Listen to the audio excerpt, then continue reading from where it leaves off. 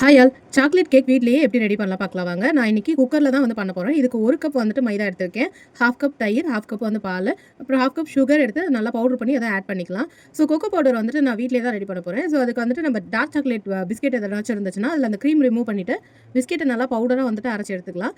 So அது ஒரு 1/2 cup சேர்த்துக்கிறேன். Next 1/4 cup unflavoured cooking oil add பண்ணிக்கலாம். 1/2 ஸ்பூன் வெனிலா எசன்ஸ், அது 1 spoon baking powder, 1/2 spoon baking soda. Baking powder, soda அப்படி ரெண்டுமே இல்லாதவங்க ஈனோ இருந்துச்சுன்னா அது ஒரு பேக்கெட், எந்த ஃப்ளேவராக இருந்தாலும் பரவாயில்ல, அது ஒரு பேக்கெட் ஆட் பண்ணிக்கோங்க சின்னது. ஸோ இது எல்லாமே நல்லா மிக்ஸ் பண்ணி ஓரமாக வச்சிடலாம். நான் இப்போ எந்த பாத்திரத்தில் நம்ம செய்ய போகிறோமோ அதை டஸ்ட் பண்ணி எடுத்துக்கிறேன். அதாவது கொஞ்சமாக கீ அப்படி இல்லைனா பட்டர் நம்ம லைட்டாக தடவி விட்டுட்டு அதில் மைதா போட்டுட்டு நல்லா அதை டஸ்ட் பண்ணி எடுத்து ஓரமாக வச்சுக்கலாம். அண்ட் நான் இன்னைக்கு குக்கர் 10 மினிட்ஸ் ப்ரீஹீட் பண்ணியிருக்கேன். அதில் சால்ட் ஆட் பண்ணியிருக்கேன். அதில் ஒரு கப் வச்சுட்டு நம்ம எடுத்து வச்சிருக்கிற அந்த கேக் மிக்ஸையும் அது உள்ளே வச்சுக்கலாம். அந்த பாத்திரம் எப்பயுமே குக்கரில் டச் ஆகக்கூடாது, அதை பார்த்துக்கோங்க. குக்கரில் கேஸ் கட்டும் விசிலும் போடாதீங்க.